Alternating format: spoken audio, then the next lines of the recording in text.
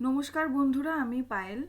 আজকের যে বিষয়টা নিয়ে আমরা আলোচনা করব সেটা হচ্ছে আমাদের পেপার ওয়ানের খুব খুব গুরুত্বপূর্ণ একটা টপিক। সেটা হচ্ছে টিচিংয়ের লেভেল অফ টিচিং। এইবার মূলত টিচিং বিষয়টা কি সেটা আমাদের মোটামুটি প্রত্যেকেরই জানা রয়েছে, কিন্তু এই টিচিংয়ের কিছু লেভেল রয়েছে।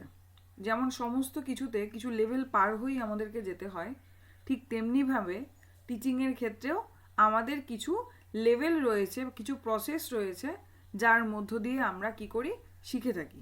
ঠিক আছে, এবার সেই লেভেলগুলো পড়ার আগে মোটামুটি টিচিং কনসেপ্টটা কি এটা আমাদের জানা প্রয়োজন।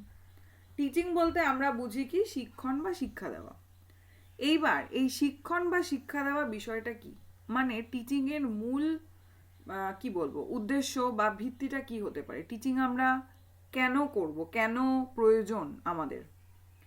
সেক্ষেত্রে teaching is a complex process that changes an individuals behaviour. Teaching এমন একটা জটিল একটা পদ্ধতি বা প্রসেস যার মাধ্যমে কি করতে পারি আমরা, কারোর চিন্তাধারা, কারোর ব্যবহার, কারোর আচার আচরণ, তার স্বভাব, এগুলোকে আমরা কি করতে পারি, বদলাতে পারি। হ্যাঁ, বদলে তাদেরকে যেটা হওয়া উচিত কোনো একটা আদর্শ বিষয়ে আমরা তাকে নিয়ে আসতে পারি, যে এইটা একটা আদর্শ ক্যারেক্টার। টিচিংয়ের মাধ্যমে আমরা সেটা তৈরি করতে পারবো। অর্থাৎ যদি কোনো মানুষের মধ্যে শিক্ষাই না থাকে, তাহলে সে সমাজে নিজেকে ঠিকভাবে গড়ে তুলতে পারবে না। শুধুমাত্র সমাজে নয়, নীতিবোধ কি প্রয়োজন সোসাইটির জন্য, মানুষের জন্য, এই যে একটা এথিক্যাল ভাবনা, এই ভাবনা কিন্তু মানুষের তৈরি হয় টিচিংয়ের ফলেই, তাই তো? সুতরাং এটা আমাদের খুব প্রয়োজন। As far as traditional teaching goes, it is doing so in the classroom to important instruction to student। মানে ট্র্যাডিশনাল টিচিংয়ের ক্ষেত্রে কি হতো, আমরা দেখতাম যে শ্রেণীকক্ষে শিক্ষা দেওয়া হয়, ইম্পর্টেন্ট ইনস্ট্রাকশন দেওয়া হয় স্টুডেন্টদেরকে। কিন্তু মডার্ন টিচিংয়ের ক্ষেত্রে আমরা কি দেখতে পাই, যে is to provide students with the knowledge, skills and also to live more efficiently. মানে কি বলতে চাইছে পুরোনো সময় ট্র্যাডিশনাল টিচিংয়ের ক্ষেত্রে আমরা দেখতে পেতাম যে ক্লাসে টিচার আমাদেরকে পড়াচ্ছে, আমরা দেখতে পেতাম বেশিরভাগই লেকচার মেথডের মাধ্যমে তিনি পড়িয়ে যাচ্ছেন, কোনো ইনস্ট্রাকশন দিচ্ছেন এবং সেটা স্টুডেন্টরা শুনছে বা বুঝছে। কিন্তু পরবর্তীকালে যখন মডার্ন টিচিংয়ের ক্ষেত্র এলো, সেখানে আমরা দেখতে পেলাম যে নানান ধরনের টিএলএম, যেটা আমরা বলতে পারি টিচিং লার্নিং মেটেরিয়ালের ব্যবহার দেখতে পেলাম, এবং তার মাধ্যমে অনেক কিছুর মাধ্যমে পড়ানো। যেমন শুধুমাত্র লেকচার একতরফা টিচার বক্তৃতা দিয়ে যাচ্ছে তা নয়, কিছু ডেমনস্ট্রেট করা, কিছু দেখিয়ে দেখিয়ে বোঝানো। ঠিক আছে, এই যে বিষয়গুলো, টিম টিচিং রয়েছে, প্রজেক্ট মেথড রয়েছে, নানান ধরনের কম্পিউটার বেসড টিচিং রয়েছে, এই সমস্ত দিকগুলো কিন্তু আমরা মডার্ন টিচিংয়ের ক্ষেত্রে দেখতে পেলাম। এবং তার ফলে কি হলো, যে আমাদের যে নলেজ বা যে আমাদের মধ্যে যে স্কিল রয়েছে, দক্ষতা, সেই ব্যাপারটা আরও ভালো করে বেরিয়ে আসতে পারলো। কারণ যদি আমরা শুধুমাত্র শুনতে থাকি, তাহলে আমরা সেটা কখনোই সঠিকভাবে হবে না। আমরা নলেজটা নেব ঠিকই, কিন্তু যদি ওটা রিয়েল লাইফে অ্যাপ্লাই না করি তাহলে হবে না। কিন্তু মডার্ন টিচিংয়ের ক্ষেত্রে আমরা কি দেখতে পেলাম, যে অনেকটা রিয়েল লাইফ বেসড, অনেকটা সিস্টেমেটিক, সাইকোলজিক্যাল। পুরো এক্সাম্পল দিয়ে সংজ্ঞা এখানে রয়েছে, আমি জাস্ট টিচিংয়ের জায়গাটা নিজের মতন করে বুঝিয়ে দিচ্ছি, আপনারা এই পিপিটিটা পড়লেই বুঝে যাবেন কি বলছে। তাই সিস্টেমেটিক এবং সাইকোলজিক্যাল হয়, এবং যেখানে লার্নার, টিচার, কারিকুলাম এগুলো হচ্ছে মেইন ফ্যাক্টর, তাই তো? লার্নার অর্থাৎ শিক্ষার্থী যদি না থাকে, তাহলে একজন টিচার কাকে শিক্ষা দেবে, কাকে পড়াবে? যেমন আমি যদি এখানে নিজেকে টিচার মনে করি এবং আপনারা আমার কথা শুনছেন, সেদিক থেকে যদি স্টুডেন্ট মনে করি আমি এক্ষেত্রে, তার মানে যদি আপনারা না শোনেন বা আপনারা না ক্লাস দেখেন, লার্নার না থাকে, তাহলে আমার এই টিচিংয়ের কোনো ভ্যালু নেই। ঠিক তেমনিভাবে টিচার তো অবশ্যই প্রয়োজন, কারণ টিচার যদি না থাকে তাহলে টিচিংটা দেবে কে? শুধুমাত্র লার্নার দিয়েও কাজ চলবে না। এবং তার সাথে সাথে হচ্ছে কারিকুলাম। কারিকুলাম বিশেষভাবে প্রয়োজন, কারণ কারিকুলাম বলতে আমরা বুঝি পাঠ্যক্রম, তাই তো?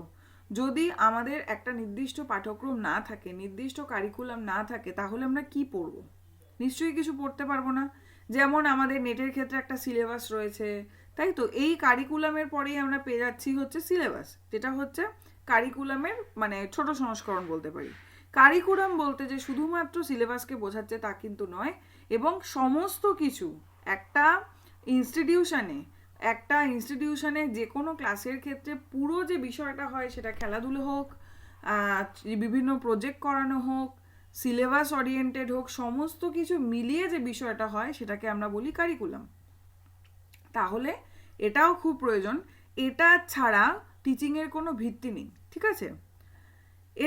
এছাড়াও আধার ফ্যাক্টরগুলো টিচিংয়ের ক্ষেত্রে কাজ করে, বোঝা গেল? তাহলে it is necessary to teach in order to bring specific changes in a person to meet the needs. অর্থাৎ আমরা যে শিক্ষাদান করব বা শিক্ষা দেব, সেটাও কিন্তু একটা মানে কিছু প্রসেসের মাধ্যমে আমাদেরকে পরপর করতে হবে। হঠাৎ করে কেউ কিছু জানে না, আমি যদি কোনো স্টুডেন্টকে, একটা ছোট্ট বাচ্চাকে উদ্ভট একটা কনসেপ্ট নিয়ে কথা বললাম, এই পাকিস্তানের যুদ্ধ হ্যানা ত্যানা বা যে কোনো কিছু নিয়ে একটা কথা বললাম, সে হয়তো বিষয়টা সম্পর্কে তার কোনো আইডিয়াই নেই, প্রথমে ধারণাই নেই, তাহলে সে কিন্তু কিছুতেই তার উত্তর দিতে পারবে না, এবং সে আমার কথার সঙ্গে রিলেটও করতে পারবে না। সে তখনই রিলেট করতে পারবে যখন আমি তাকে আগে কনসেপ্টটাকে বুঝিয়ে দেব। অর্থাৎ আমাদের সিম্পল টু কমপ্লেক্সের মধ্য দিয়ে যেতে হবে, সহজ জিনিসটাকে বোঝানো, বুঝিয়ে তারপর ধীরে ধীরে জটিলতায় যাওয়া। এই সমস্ত বৈশিষ্ট্যগুলো আমরা কিন্তু মোটামুটি জানি, সুতরাং এখানে আমি আলাদা করে আর বৈশিষ্ট্য নিয়ে আলোচনা করছি না। কেন এটা আমাদের ডেপথে পড়তে হবে এই রিজনটা বলে দিই। যে কোনো কিছুর একটা অবজেক্টিভস থাকে, ঠিক তেমনিভাবে এটার উদ্দেশ্য হচ্ছে আমাদের যে পরীক্ষা হয় নেটে, সেখানে কিন্তু এই যে টিচিংয়ের লেভেল, এই লেভেল থেকে ভীষণ মানে ডেপথ ওয়াইজ কোশ্চেন করে, কনসেপ্ট ওয়াইজ কোশ্চেন করে। যদি আমরা প্রত্যেকটা লেভেল এবং টিচিং কি বিষয়টা যদি না বুঝি, তাহলে কিন্তু সেই উত্তরগুলো করাটা আমাদের পক্ষে ডিফিকাল্ট হয়ে যাবে।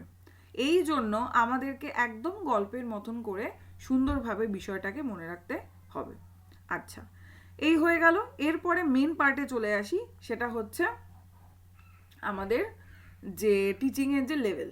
আচ্ছা, নিচ থেকে উপরে উঠছে, অর্থাৎ প্রথমে যেটা হচ্ছে সেটা হচ্ছে মেমোরি লেভেল, ঠিক আছে? প্রথমে যেটা হচ্ছে সেটা হচ্ছে মেমোরি লেভেল। মেমোরি বলতে আমরা বুঝি কি, কোনো কিছু মনে রাখা, তাই তো? মুখস্থ করে মনে রাখলাম, অর্থাৎ ব্রেনে সংরক্ষণ করে রাখলাম, সেটা আমরা বলি মেমোরি। যেখানে কি হয়েছে দেখুন, ডান দিকে লেখা রয়েছে থটলেস। থটলেস কেন? একটা জিনিস ভাবুন, আপনাকে কোনো জিনিস মনে করতে দিয়েছে, কোনো ফোন নাম্বার মুখস্থ করতে দিয়েছে, কোনো বাড়ির ঠিকানা মুখস্থ করতে দিয়েছে, আপনি দেখেছেন, আপনি জানেন আপনাকে নাম্বারটা মনে রাখতে হবে, আপনি ওটা মনে রাখলেন, ঠিক আছে? কিন্তু তার জন্য কেন এই নাম্বারটা রয়েছে বা কেন এটা কি, এত চিন্তাধারা বা আমাদের মধ্যে ব্রেনে কিন্তু কোনো ভাবনা আসে না, আমরা জাস্ট ডেটাটাকে মুখস্থ করে নিই, ঠিক আছে? এবং সেটাই আমরা কি বলি, মেমোরি লেভেল। নেক্সট চলে আসছি হচ্ছে আন্ডারস্ট্যান্ডিং লেভেল। এটার পুরো ডিটেল আমরা পড়বো, এখন এই ছকটা একটু দেখে নিই। আন্ডারস্ট্যান্ডিং লেভেল হচ্ছে, আন্ডারস্ট্যান্ডিং মানে কি, কোনো কিছু বোঝা, তাই তো? কোনো কিছু যখন বুঝে আমরা শিখি বা বুঝে কাউকে বোঝানোর চেষ্টা করি, সেখানে কিন্তু আমরা মুখস্থবিদ্যা অ্যাপ্লাই করি না, সেখানে আমরা কি অ্যাপ্লাই করি, মুখস্থবিদ্যার থেকে আরও একটু ঊর্ধ্বে। সেটা কি? সেটা হচ্ছে জিনিসটাকে আমাদের বুঝতে হবে।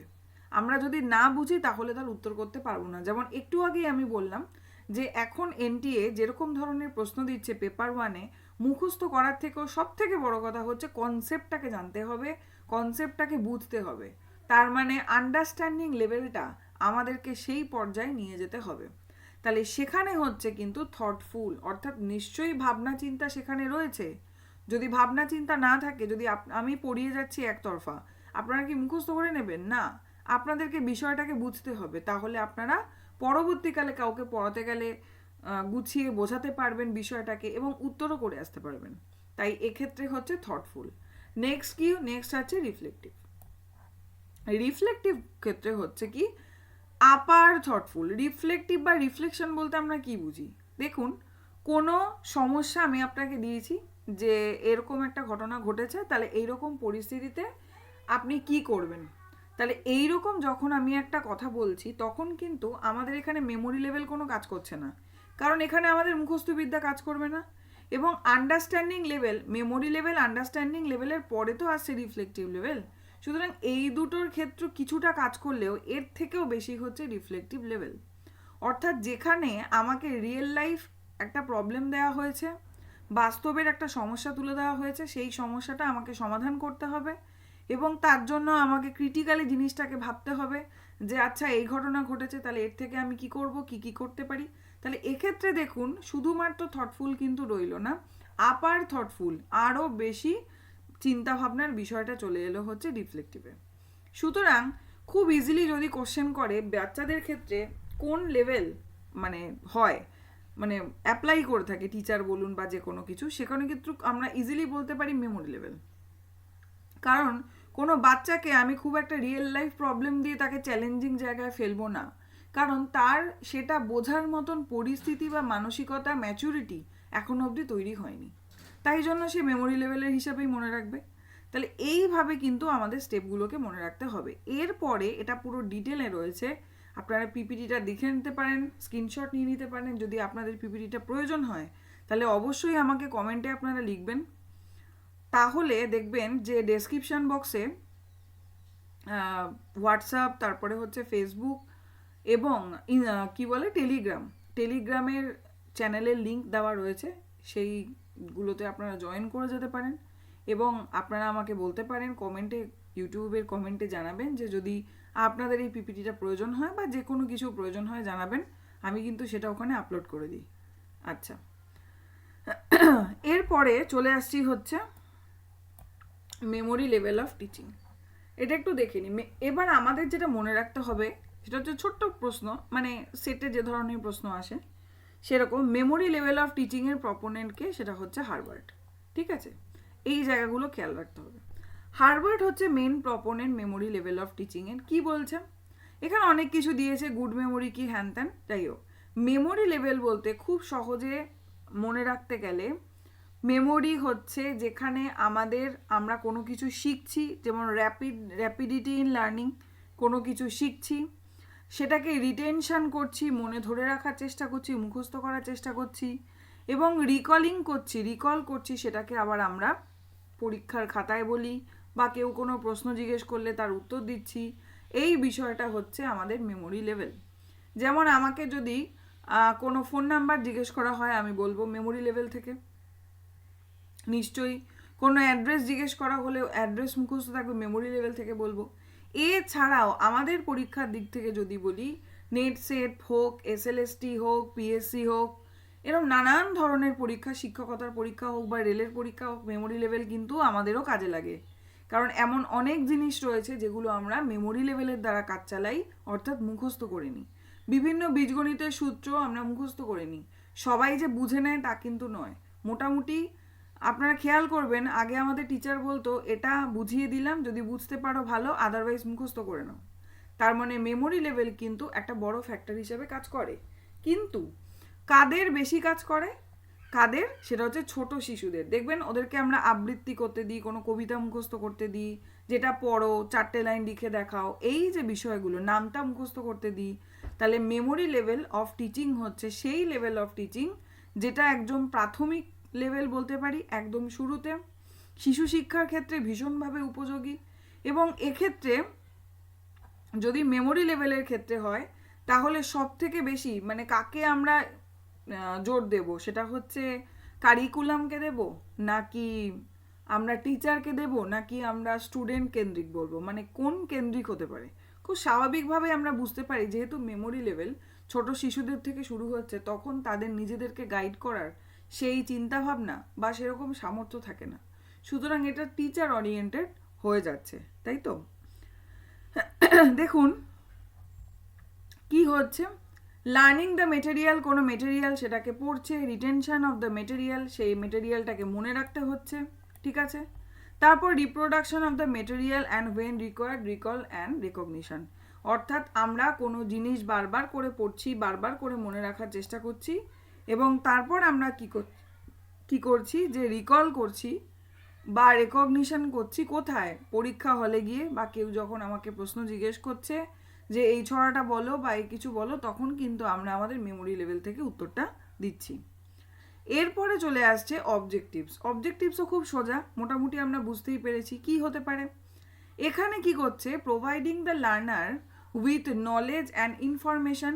যে লার্নার অর্থাৎ যে শিক্ষার্থী, তাকে আমরা কি দিচ্ছি, বিভিন্ন নলেজ দিচ্ছি, জ্ঞান বা ইনফরমেশন দিচ্ছি।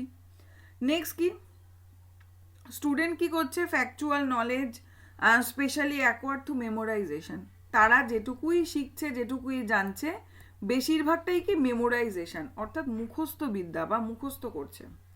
Remembering the rote learning. Rote learning আমরা জানি, যেটা মুখস্থ করা, আবৃত্তি করা, সেই বিষয়টা। It covers only the knowledge based objectives of Bloom's taxonomy. ব্লুমের ট্যাক্সোনমি নিশ্চয়ই আপনাদের প্রত্যেকের পড়া রয়েছে, খুব ইম্পর্ট্যান্ট একটা টপিক। এবং সেখানে যে নলেজ বেসড বিষয়টা রয়েছে সেটা কিন্তু এক্ষেত্রে আমরা দেখতে পাই। এটা এটা হচ্ছে সাবজেক্ট সেন্টার্ড হতে পারে। এছাড়া কি, অনলি মেমোরেবল থিংস আর টট, অর্থাৎ যেটা মনে রাখা যায় সেরকম বিষয়গুলোকে পড়ানো হচ্ছে। সাবজেক্ট ম্যাটার ভীষণ সিম্পল হয় এবং ওয়েল অর্গানাইজড হয়, খুব সুন্দরভাবেই থাকে। ঠিক আছে, এই বিষয়গুলো অর্থাৎ কোনো কিছুর সংজ্ঞা দেওয়া রয়েছে, স্ট্রাকচার্ড ওয়েতে, অবজারভেবল হয়েছে, এইভাবে কিন্তু মেমোরি লেভেল চলে। এবার এর অ্যাডভান্টেজ কি, যে কোনো বিষয়ের নিশ্চয়ই একটা অ্যাডভান্টেজ থাকবে এবং ডিসঅ্যাডভান্টেজও থাকবে। তাহলে অ্যাডভান্টেজ বলতে গেলে আমরা কি বলতে পারি মেমোরি লেভেলে, এটা কাদের জন্য বেশি মানে উপযোগী, সেটা হচ্ছে ইয়ং স্টুডেন্টদের জন্য, ছোট ছোট শিশুদের জন্য বেশি উপযোগী। এবং স্লো লার্নার যারা রয়েছে, অর্থাৎ যারা খুব তাড়াতাড়ি শিখতে পারে না, ধীরে ধীরে শেখে, অর্থাৎ ছোট বেবিদের বলতে পারি, বা এছাড়াও অনেকে স্লো লার্নার রয়েছে, তাদের জন্য এটা উপযোগী রয়েছে। এছাড়া কি হেল্পফুল হচ্ছে to children for learning new concept. কোনো একটা নতুন কিছু ধারণা, নতুন কিছু কনসেপ্ট শিখছে কোনো শিশু, তার জন্য এটা উপযোগী। ঠিক আছে, the basis for understanding reflective level of teaching, disadvantage of memory level. এবার আমরা ডিসঅ্যাডভান্টেজটা দেখে নেব, সেটা কি। এক্ষেত্রে কিন্তু দেখা যাচ্ছে কি, not beneficial for higher classes. Higher ক্লাসে অর্থাৎ উচ্চ মানে ক্লাসের ক্ষেত্রে, অর্থাৎ আমরা এখন হায়ার ক্লাসে রয়েছি, খুব একটা কিন্তু বেনিফিশিয়াল বা উপযোগী নয়। অর্থাৎ এই দেখুন, আমি যে মেমোরি লেভেল পড়াচ্ছি, ধরা যাক আপনারা এই পিপিটিটা নিলেন, নিয়ে সব কটা শুধু মুখস্থ করতে শুরু করে দিলেন, কিন্তু এই মুখস্থ বিদ্যা রিয়েল লাইফে কাজে নাও লাগতে পারে। অর্থাৎ আপনাকে হতে পারে এরকম হুবহু লিখে দিল না পরীক্ষায়, অন্যভাবে অন্য সুরে কোশ্চেনটা এলো এবং আপনাকে অ্যাজারশন রিজনিং হিসাবে হয়তো দিয়ে দিল, কিন্তু আপনি যদি বিষয়টা না বোঝেন যে মেমোরি লেভেলটা কি, আন্ডারস্ট্যান্ডিং লেভেলটা কি, তাহলে কিন্তু আপনি শুধু মুখস্থ বিদ্যা দ্বারা উত্তরটা করে আসতে পারবেন না। তাই হায়ার ক্লাসের জন্য একেবারেই আমরা বলবো এটা উপযোগী সেরকম নয়।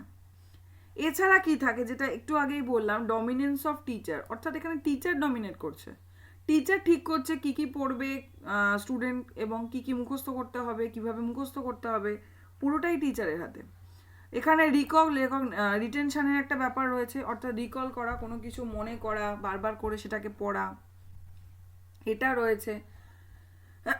ইন্টারাকশন লেভেলটা খুব লো। ইন্টারাকশন মানে একটা ক্লাসরুমে অর্থাৎ একটা শ্রেণীকক্ষে একজন টিচারের সঙ্গে একজন স্টুডেন্টের কথাবার্তা যেটা চলে, অর্থাৎ কোনো কিছু বোঝাচ্ছে, স্টুডেন্ট কোনো উত্তর দিচ্ছে, বা স্টুডেন্ট কিছু কোশ্চেন করছে, টিচার কিছু উত্তর দিচ্ছে, এই বিষয়টা কিন্তু খুব কমে যায় এক্ষেত্রে। এছাড়া কি, the problem of classroom management, students don't get a chance of self learning. ঠিকই, স্টুডেন্ট নিজে নিজে শেখার, সেলফ লার্নিং যে বিষয়টা, সেটার কিন্তু সুযোগ পায় না, কারণ টিচার যেটা বলে দেবে, যা কিছু সাবজেক্ট ওরিয়েন্টেড থাকবে, একদম তাকে মুখস্থ করে যেতে হবে। তাহলে এই গেল হচ্ছে অ্যাডভান্টেজ বা ডিসঅ্যাডভান্টেজ। আশা করি মেমোরি লেভেল অফ টিচিংটা ক্লিয়ার হয়েছে। যদি না হয় অবশ্যই আমি আছি, আপনারা আমাকে কমেন্টে বলবেন, আমি আবার আপনাদেরকে উত্তরটা দিয়ে দেবো বা বুঝিয়ে দেবো। আচ্ছা, আন্ডারস্ট্যান্ডিং আমরা কি দেখলাম, যে মেমোরি লেভেলের থেকে এক ধাপ ঊর্ধ্বে হচ্ছে আন্ডারস্ট্যান্ডিং লেভেল। এর প্রপোনেন্ট পেলাম কিন্তু মরিসন। এই নামগুলো কিন্তু মনে রাখতে হবে। এক্ষেত্রে কি হচ্ছে দেখুন, এটা হচ্ছে higher development of cognitive abilities, they become more capable of thinking, presenting the facts of more logical manner, analysing them properly and drawing. মানে কি বলতে চাইছে দেখুন, আন্ডারস্ট্যান্ডিং মানে কোনো জিনিস যখন আমরা বুঝি, এটা মেমোরি লেভেল থেকে এক ধাপ ঊর্ধ্বে। অর্থাৎ একটা সময় গিয়ে আমরা বুঝতে পারি যে শুধুমাত্র মুখস্থ বিদ্যা দিয়ে কাজ চলবে না, আমাদেরকে বিষয়টা বুঝতে হবে। যেমন ধরুন, ছোট্ট করে বলতে গেলে ছোটবেলায় বিভিন্ন সম্পাদ্য উপপাদ্য আমাদের ছিল। সেই সময় অনেকেই রয়েছে উপপাদ্য মুখস্থ করে যেতেন, কিন্তু সেটাও কি হতো না? হ্যাঁ, মুখস্থ হতো, তবে একটু এদিক ওদিক হয়ে গেলে কিন্তু পুরোটাই ভুল চলে যাওয়ার সম্ভাবনা খুব হাই ছিল। কিন্তু আমরা যদি উপপাদ্যটাকে বুঝতাম, বুঝে চেষ্টা করতাম যে এটা কেন হচ্ছে, কি কারণে এটা বলা হয়েছে, যদি কনসেপ্টটাকে ক্লিয়ার করতাম, তাহলে কিন্তু কি হতো, যে কোনো উপপাদ্য এলেই কিন্তু আমরা বুঝতে পারতাম যে আচ্ছা উপপাদ্য বিষয়টা এটা এভাবে করতে হয়। তার মানে এরকম অনেক বিষয় রয়েছে যেগুলো আমাদেরকে বুঝতে হয়, না বুঝলে শুধুমাত্র মুখস্থ বিদ্যা দিয়ে আমরা করতে পারি না।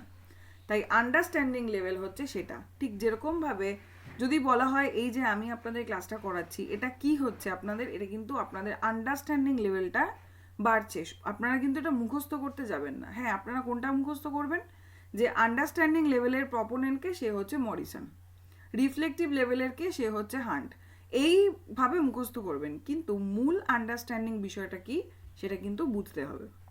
আচ্ছা, এর যে মেজর আসপেক্ট, এগুলো ভীষণভাবে মনে রাখবেন, কারণ এটা আসে ইনফারেন্স, ডিফারেন্সেস, কোনো কিছুর সঙ্গে কোনো কিছুর পার্থক্য কি, সেটা আমরা কখন বুঝতে পারবো? সেটা আমরা তখনই বুঝতে পারবো যদি ওই বিষয় দুটো সম্পর্কে আমাদের কনসেপ্টটা ক্লিয়ার থাকে। তাহলে সেটা আন্ডারস্ট্যান্ডিংয়ের ক্ষেত্রেই হবে। কোনো কিছু অ্যানালাইসিস করা, ঠিক আছে, অ্যানালাইসিস বিশ্লেষণ করছি, কিভাবে করব আমরা যদি সেটা না বুঝি? তাহলে এটাও একটা পার্ট, এভ্যালুয়েশন, মূল্যায়ন করা কোনো কিছুর। এই সমস্ত ফ্যাক্টরগুলো কিন্তু কিসের পার্ট? আন্ডারস্ট্যান্ডিং লেভেলের পার্ট। এবং এর অবজেক্টিভস কি হতে পারে? খুব স্বাভাবিকভাবে এর অবজেক্টিভস কি হবে? যাতে বিষয়টাকে আমরা সিম্পলিফাই করে বুঝতে পারি, তাই তো? তাহলে কি ইন্টারপ্রিটেশন, ঠিক আছে, ক্লাসিফিকেশন, কম্প্যারিজন, এই যে বিষয়গুলো, ক্লাসিফিকেশন কোনো কিছুর সঙ্গে কোনো কিছুর জন্য আমরা পার্থক্য বার করছি, বা পরপর কি কি বসতে পারে, এটা হবে আগে না এটা পরে হবে না তারপর কি হবে, এই সমস্ত বিষয়গুলো আমরা তখনই বুঝতে পারবো যদি আমাদের আন্ডারস্ট্যান্ডিং লেভেলটা ক্লিয়ার হয়। এর একটা প্রপার প্রসিডিওর রয়েছে। আর কি, subject matter is wider, more detail, যে বিষয়টা থাকবে যেটা আমরা পড়বো সেটা ভীষণ সেটা একটু এলাবোরেট হবে, বড় হবে, ওয়াইডার হবে, এবং কি হবে, খুব ডিটেলে বিষয়টা থাকবে, ঠিক আছে।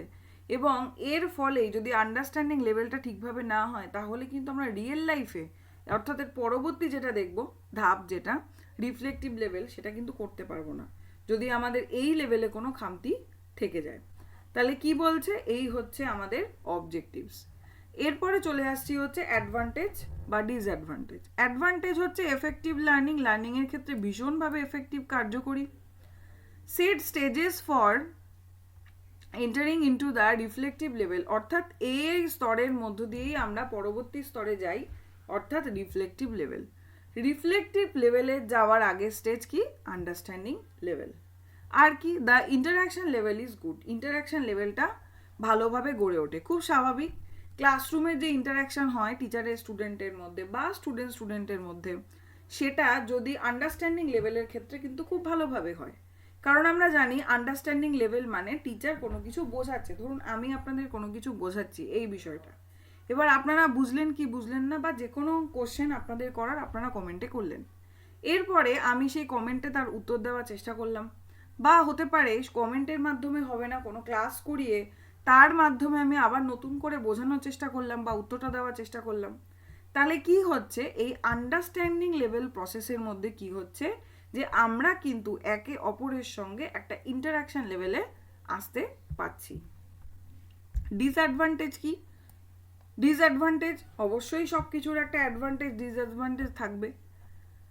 এটা কি হয়, ignore higher cognitive abilities. Higher cognitive মানে বলতে আমরা কি বুঝি, কগনিটিভ এবিলিটিস, সেই বিষয়টাকে কিন্তু উচ্চ ক্ষেত্রে হায়ার কগনিটিভ এবিলিটিস আমরা কোন জায়গায় বেশি দেখতে পাবো, সেটা হচ্ছে রিফ্লেকটিভ লেভেলে, সেটাকে কিন্তু ইগনোর করছে। এছাড়া কি, লেস এমফ্যাসিস ইনস্ট্রিকটিভ মোটিভেশন, তারপরে হচ্ছে no individual learning, individual learning কিছু হচ্ছে না, এবং এটাও হচ্ছে টিচার সেন্টার্ড হয়ে যাচ্ছে, টিচার কি বলবে কি বোঝাবে এটা ফ্যাক্টর হচ্ছে।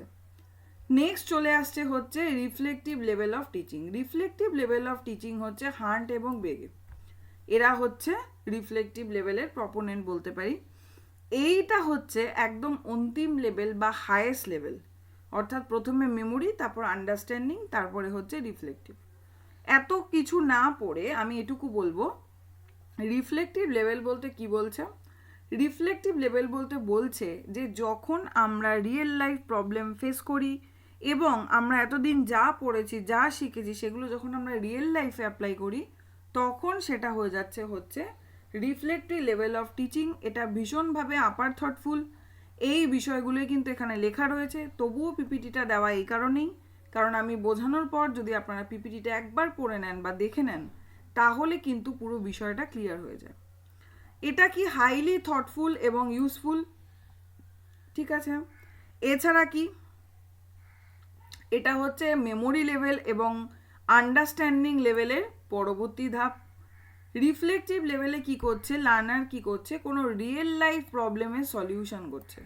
সত্যি সত্যি তার জীবনে কোনো সমস্যা হয়েছে বা যে কোনো সমস্যার ক্ষেত্রে সমাধান করছে। ধরুন আমরা যখন গবেষণা করছি বা গবেষণা করি পিএইচডির ক্ষেত্রে, তখন যেমন আন্ডারস্ট্যান্ডিং লেভেল আমাদের কাজে লাগে। যদি আন্ডারস্ট্যান্ডিং লেভেলটা না হয়ে থাকে, এর গ্রোথটা যদি স্ট্রং না হয়, তাহলে কিন্তু সেই রিফ্লেকটিভ লেভেলটা কিন্তু আমরা আনতে পারবো না। সেক্ষেত্রে কিন্তু সেই কার্যকরী হবে না সেই কাজটা। এবং কি, at this level the student is made face to face real problematic situation. এবং নতুন মানে কি বলবো, রিয়েল লাইফে যে সত্যি সত্যি যে প্রবলেমগুলো হয়, সেগুলো ফেস করার জন্য আমাদের রিফ্লেকটিভ লেভেল ক্ষেত্রে আমরা দেখতে পাই। এছাড়াও রয়েছে classroom environment sufficiently open and independent হয়ে থাকে। এগুলো আপনারা দেখে নিতে পারেন, বৈশিষ্ট্যগুলো পরপর দেওয়া রয়েছে। এখানে কি হয়, স্টুডেন্টদের নিজেদের একটা চিন্তা ভাবনা, কোনো বিষয় নিয়ে তারা ভাবতে থাকে, তাদেরকে কোনো প্র্যাকটিকাম করতে দেওয়া হলো। যেরকম দেখবেন হায়ার ক্লাসে বিএড এমএড এর ক্ষেত্রে বিভিন্ন ধরনের প্র্যাকটিকাম করে দেওয়া হয়, করতে দেওয়া হয়। এবার অনেকেই কি করে, পুরো কপি পেস্ট করে দেওয়া হয় গুগল থেকে, আদারওয়াইজ কি বলবো, কোনো বই থেকে কপি করে, কিন্তু সেটা করা কিন্তু উদ্দেশ্য নয়। এখানে হচ্ছে অনেকটা এই রিফ্লেকটিভ লেভেলের ক্ষেত্রে কি হচ্ছে, আপনি বিষয়টা পড়েছেন, আপনি বিষয়টা বইতে খুব ভালো করে পড়েছেন, স্টুডেন্টের মানে থেকে কি বলবো, কোনো একটা স্টুডেন্টের থেকে শুনেছেন, সেটা বুঝেছেন, টিচারের থেকে বুঝেছেন, কিন্তু যখন আপনি প্র্যাকটিকামটা করছেন, তখন আপনাকে যা কিছু বুঝেছেন তার থেকে যা কনক্লিউশন এসেছে, সেটা আপনার ব্রেনে রয়েছে যে এটা এই বিষয়। এইবার যেই সমস্যাটা আপনাকে সমাধান করতে দেওয়া হয়েছে, সেটা যখন আপনি নিজের বুদ্ধিতে নিজের মতন করে করছেন, সেটা হয়ে যাচ্ছে হচ্ছে রিফ্লেকটিভ লেভেল। তাহলে রিফ্লেকটিভ লেভেল কিন্তু আমরা দেখতে পাচ্ছি হায়ার এডুকেশনের ক্ষেত্রেই কাজে লাগে, বিশেষ করে বিএডে তো লাগেই, এবং এমএডে আরও বেশি করে রিফ্লেকটিভ লেভেল কাজে লাগে। আপনারা যদি কেউ এমএড করে থাকেন, দেখবেন ওখানে বিভিন্ন ধরনের প্রশ্নগুলো আসে, যেগুলো হয়তো একেবারে হুবহু আপনারা বই থেকে কিছুই পাবেন না, একদম রিয়েল লাইফ সিচুয়েশন আপনাকে নিজের মতন করে ভেবে উত্তর বসাতে হবে, আপনারা রিলেট করতে পারবেন। এরকম অনেক স্টাডির ক্ষেত্রে রয়েছে, তো এটা যেহেতু জানি আমি, তাই সেটা বলতে পারলাম। আচ্ছা, এছাড়া এটা ডেমোক্রেটিক হয়ে থাকে, খুব স্বাভাবিক। আর স্টুডেন্টস কি করে, বিকাম অ্যাক্টিভ থাকে। অবশ্যই এখানে স্টুডেন্ট অ্যাক্টিভ থাকে, যদি অ্যাক্টিভ না থাকবে তাহলে প্রবলেমের সলিউশন করবে কি করে, কোনো কিছু ইম্যাজিন করবে কি করে, যেটা এভাবে করলে এরকম হয়, আচ্ছা ওকে এর থেকে বেটার করার জন্য আমি কি করতে পারি। তাহলে তার ইমাজিনেশন লেভেল যেটা থাকে, কাল্পনিক চিন্তাভাবনা বা যা কিছু ভাবার ক্ষমতা, সমস্ত কিছু কিন্তু খুব ভালো করে তাদেরকে ভাবতে হবে, ঠিক আছে। এই হচ্ছে এখানে এভলিউশন বোঝা, অ্যাটিটিউড, বিলিভ ইত্যাদিগুলো কাজ করে। অ্যাডভান্টেজ হচ্ছে থটফুল হয় ভীষণভাবে, এবং এটা লার্নার সেন্টার্ড হয়, খুব গুরুত্বপূর্ণ। অবশ্যই এটা লার্নার সেন্টার্ড হয়, কারণ এখানে সাবজেক্টটা অতটা ম্যাটার করছে না, টিচার যে প্রেশার করছে তাও কিন্তু নয়, পুরোপুরি লার্নারের ওপর ডিপেন্ড করছে। এবং সেখানে ফ্লেক্সিবিলিটি রয়েছে, সেখানে কি রয়েছে, প্রবলেম সলভ করার ব্যবস্থা রয়েছে, নিজের প্রবলেম সলভ করুন। তারপরে কি ক্রিয়েটিভিটি রয়েছে, অর্থাৎ সৃজনশীলতা যেটাকে আমরা বলি, তার আপনার নিজের ক্রিয়েটিভিটি কি, আপনি নতুন করে কি দেখাতে পারছেন, এই বিষয়টা। তারপর হচ্ছে সেলফ মোটিভেশন রয়েছে। ডিসঅ্যাডভান্টেজের মধ্যে কি বলতে পারি, এটা লোয়ার ক্লাসের জন্য একেবারেই সুইটেবল নয়, এটা একটা টাইম কনজিউমিং। এই জন্য আমি একটু আগে বললাম, যখন আমরা গবেষণা করি পুরো রিফ্লেকটিভ লেভেলের খেলা চলে, কারণ কি অনেকটা সময় আমাদের লাগে, এবং সেখানে কিন্তু আমরা মুখস্থবিদ্যা বসিয়ে দিতে পারি না, বা গুগল বা অন্য কারোর থেকে কপি করে ফেলতে পারি না। এটা কিন্তু প্ল্যাগিয়ারিজম কেসে তাহলে আমরা পড়বো। প্ল্যাগিয়ারিজম কি, অলরেডি কিন্তু রিসার্চের প্ল্যাগিয়ারিজম আমি পড়িয়ে দিয়েছি, দেখতে পাবেন ওখানে, তাহলেই বুঝতে পারবেন। এবং কি হয়, চ্যালেঞ্জিং ফর ইন্ডিয়ান ক্লাসরুম কেন বলছে, আমাদের ভারতীয় অর্থাৎ ভারতে যে মানে স্কুল বলি কলেজ বলি যে ক্লাসরুম রয়েছে, সেখানে কিন্তু এই রিফ্লেক্টিভ লেভেলের ওপর কাজ করাটা ভীষণ চ্যালেঞ্জিং হয়ে যায়। কারণ সেখানে সেরকম ইনস্ট্রুমেন্ট নেই, সেরকম কোনো ব্যবস্থা নেই। আপনি যে কাজ করবেন, যে কোনো একটা প্রবলেম দেওয়া হলো তার যে সলভ করার চেষ্টা করবেন, শুধু তো বাই মাইন্ড ভাবলেই আমাকে হবে না। তার জন্য সেগুলো থেকে মানে কাজটা আমি করব, এভাবে করব। যখন আপনি এভাবে ভাবছেন তখন দেখবেন সেই জিনিসগুলোই আপনার হাতের কাছে নেই। সেই জন্যই বলা হয়েছে ইন্ডিয়ান ক্লাসরুমের ক্ষেত্রে একটু ডিফিকাল্ট হয়ে যায়, চ্যালেঞ্জিং হয়ে যায়। নট অ্যাপ্লিকেবল ফর ডাল স্টুডেন্ট, খুব স্বাভাবিক, যারা ডাল রয়েছে, যাদের ব্রেন সেভাবে চলে না, তাদের ক্ষেত্রে নিশ্চয়ই এটা অ্যাপ্লিকেবল নয়। আচ্ছা, এই হলো গিয়ে 3টে লেভেল। আরেকটা বিষয় বলে দিই কোশ্চেনে যাওয়ার আগে, সেটা হচ্ছে আমার পেপার 1 ক্লাসের প্লেলিস্ট রয়েছে, প্রত্যেকটার আলাদা আলাদা টিচিং, রিসার্চ, আইসিটি এরকমভাবে সব আলাদা রয়েছে, দেখে নিতে পারেন। আবার একটা আলাদা করেও প্লেলিস্ট করা রয়েছে যেখানে আর কি সমস্ত পেপার 1 রয়েছে, যেভাবে আপনাদের দেখতে সুবিধা হয় দেখতে পারবেন। আমি বিভিন্ন এই কনসেপ্টগুলো পড়ানোর চেষ্টা করছি যেগুলো বর্তমানে ভীষণভাবে প্রয়োজন আমাদের পরীক্ষার জন্য, বারবার করে কিন্তু রিপিট করে এরা কোশ্চেন করছে, এটা একটা বিষয়। এবং বাংলার ক্ষেত্রেও অবভিয়াসলি একইভাবেই মানে প্লেলিস্ট করা হয়েছে, আপনারা দেখে নিতে পারেন যদি কোনো ক্লাসের আপনাদের প্রয়োজন হয় মনে হয়, বিশেষ করে এগুলো। কারণ কি হয়, অঙ্ক বলুন, ডিআই বলুন, যে কোনো কিছু, প্রচুর ইউটিউব চ্যানেল রয়েছে, অনেক কিছু রয়েছে, সেখান থেকে ইজিলি আপনারা সেই জায়গাগুলোকে করে নিতে পারেন। বা ছোটোবেলায় আমরা শিখেছিলাম, নানান ধরনের বই রয়েছে, সেখান থেকে আমরা সলভ করে নিতে পারি, বুঝে নিতে পারি। কিন্তু এই ধরনের কনসেপ্টগুলো, এগুলোর উত্তর হয়তো বইতে করা রয়েছে, কিন্তু বইতে পড়ে এতটা ডিটেলভাবে বোঝার মতন অবস্থায় আমরা থাকি না, এতটাই কঠিনভাবে অনেক সময় থাকে। সেই জন্য আমার মনে হয় এই ক্লাসগুলো ভীষণ ভীষণ গুরুত্বপূর্ণ। তার ফলে শুধুমাত্র আপনারা মুখস্থ করবেন না, আপনারা বিষয়টা বুঝতেও পারবেন। এবং যখন আপনারা বুঝতে পারবেন, পিপিটিটা একবার রিডিং দেবেন, তখন দেখবেন এই ধরনের কোশ্চেনগুলো আপনারা নিজেরাই সলভ করতে পারছেন। আচ্ছা, এরপরে চলে আসি হচ্ছে কোশ্চেন। বলছে in which level of teaching the learner gets an opportunity, কোন ধরনের টিচিংয়ে অপরচুনিটি পাচ্ছে, কিসের কিসের ক্ষেত্রে, ডিসক্রিমিনেট, ঠিক আছে, ডিসক্রিমিনেট করার ক্ষেত্রে, কোনো কিছুর সঙ্গে কোনো কিছু আমি আলাদা করছি, বা পজিটিভ এক্সাম্পল, নেগেটিভ এক্সাম্পল, এই যে কনসেপ্টগুলো কোন ধরনের হবে, দেখুন 4টে লেভেল বলেছে। মেমোরি, আন্ডারস্ট্যান্ডিং, রিফ্লেক্টিভ, অটোনোমাস লেভেলও রয়েছে, এটা আমাদের পরীক্ষায় নেই, আমাদের এই 3টে রয়েছে, মেমোরি, আন্ডারস্ট্যান্ডিং এবং রিফ্লেক্টিভ। তাহলে সেক্ষেত্রে কি হলো, ডিসক্রিমিনেট বৈশিষ্ট্যটা কিন্তু আমরা কিসের মধ্যে দেখেছিলাম, আমরা দেখেছিলাম আন্ডারস্ট্যান্ডিংয়ের ক্ষেত্রে, ঠিক আছে। তাহলে এর সঠিক উত্তর হবে আন্ডারস্ট্যান্ডিং লেভেল। নেক্সট আরেকটা চলে আসছি, এই ধরনের কোশ্চেন কিন্তু প্রচুর পরিমাণে আসে। কি বলছে, the objective of the memory level, অর্থাৎ মেমোরি লেভেল যেটা আমরা পড়েছিলাম, তার অবজেক্টিভ কি, উদ্দেশ্য কি, of teaching is to develop rational of critical thinking among student.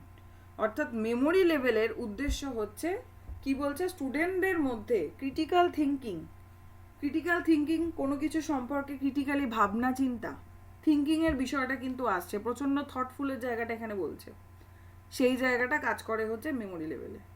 পরেরটা কি বলছে, the objective of the reflective level of teaching is the ability to develop independent thinking and decision making among student.